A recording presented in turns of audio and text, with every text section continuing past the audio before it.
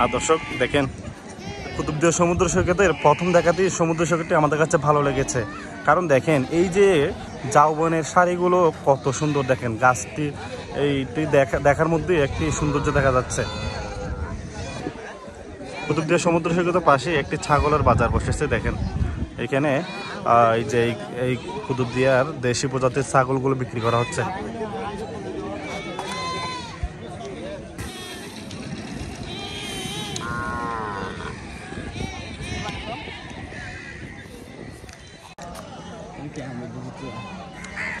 কুতুবদিয়া সমুদ্র সৈকত অনেক সুন্দর একটি বিচ।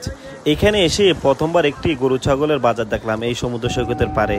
কুতুবদিয়ার বিভিন্ন জায়গা থেকে এই জায়গায় আনা হয়েছে পশুগুলো বিক্রি করার জন্য।